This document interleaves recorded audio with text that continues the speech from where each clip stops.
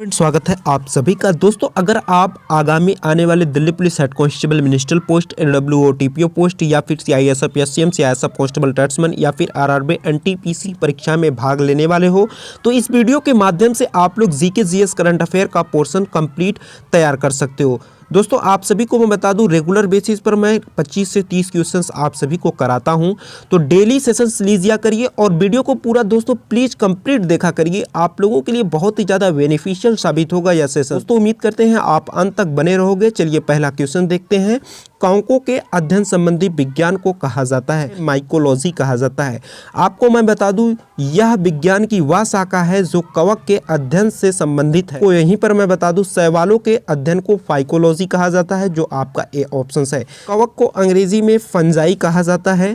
थियोफ्रेटस को दोस्तों father of botany कहते हैं, जैसा कि आप लोग जानते हो। अगर डी ऑप्शन बैक्टीरियोलॉजी के बारे में बता दें आप सभी को दोस्तों, सन 1676 में बैक्टीरिया की खोज किए थे एंटोनी वॉन ल्यूहेनहॉक ने। आपको मैं बता दूं दोस्तों, उस समय इन्होंने इसे जंतुक कहा था। तो इस क्वेश्चन का राइट आंसर क्या है? C option. जैसा कि हमने बताया, कवकों के अध्ययन संबंधी विज्ञान को माइकोलॉजी कहा जाता है। अगला क्वेश्चन है, विषाणु की खोज किसने की थी? इवानोव्स्की ने किया था। ए ऑप्शन बिल्कुल राइट है। लुई पास्चर, तो लुई पास्चर रेबीज वैक्सीन की खोज किए थे। रॉबर्ट ब्राउन दोस्तों केंद्रक की खोज किए थे। और कॉर्लिनियस की बात किया जाए तो द्विनाम पद्धति की खोज किए थे। अगले क्वेश्चन की तरफ मूव करते हैं। अगला है, सजीव एवं निर्जीव के बीच की कड़ी किसे कहा जाता है? तो वायरस को कहा जाता है।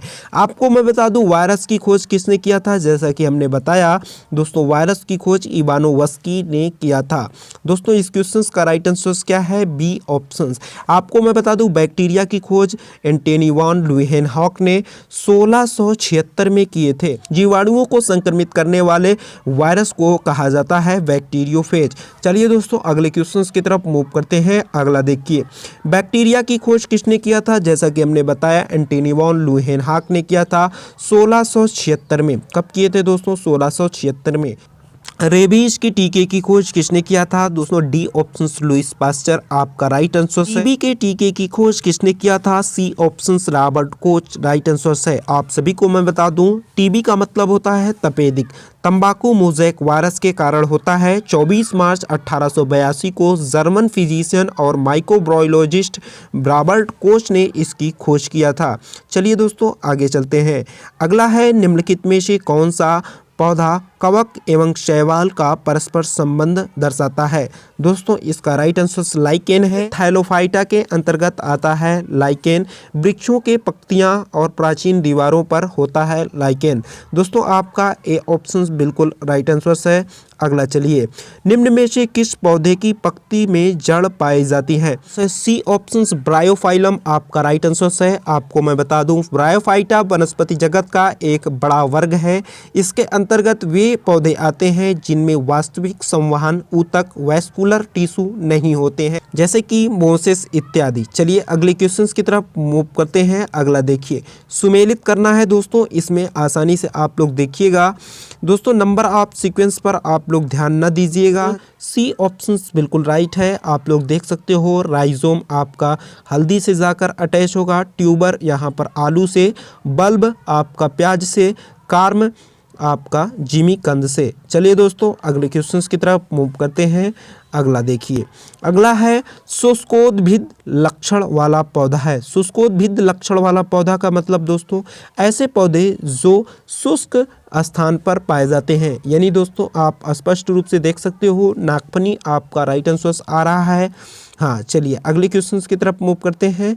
अगला देखिएगा, पौधों में प्रकाश संश्लेषण पत्तियों के किस भाग में संपन्न होता है? दोस्तों, आप सभी का राइट आंसर क्या है? सी ऑप्शन पर्णदल लैमिना आपका राइट आंसर है। पौधों में वाष्पोत्सर्जन क्रिया में सहायक है। आपका बी ऑप्शन रंध्र राइट है।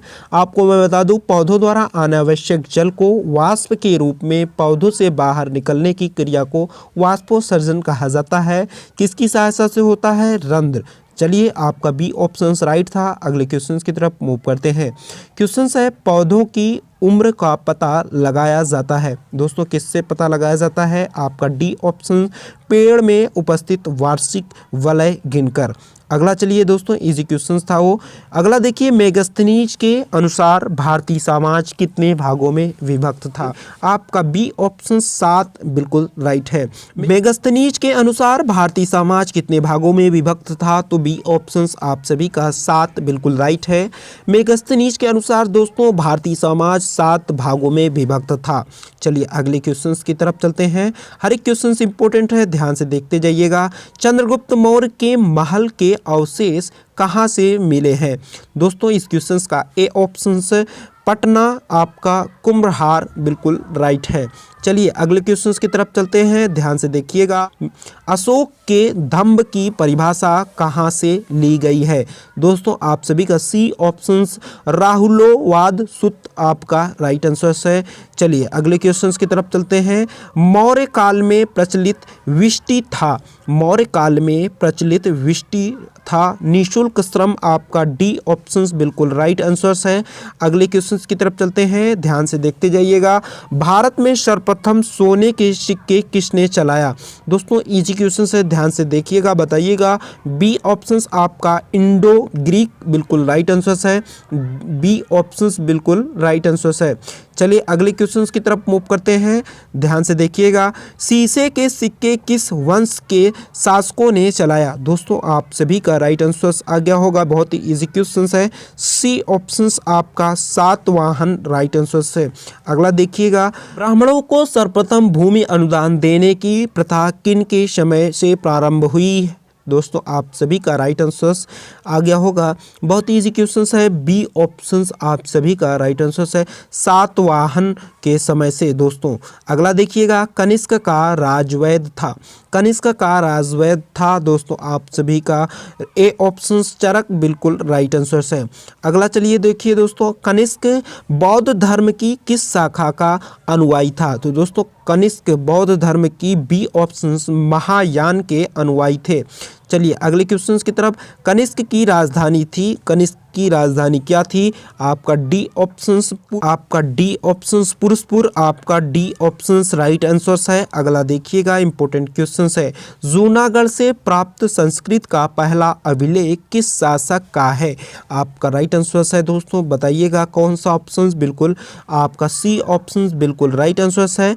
हाँ आपका C option Rudradaman right answer है। दोस्तों वीडियो को कैसा लगा? वीडियो लाइक कीजिएगा, शेयर कीजिएगा, चैनल पर नए हो तो सब्सक्राइब करके बेल आइकन को प्रेस कर लीजिएगा। चलिए दोस्तों फिर मिलेंगे। Thank you so much.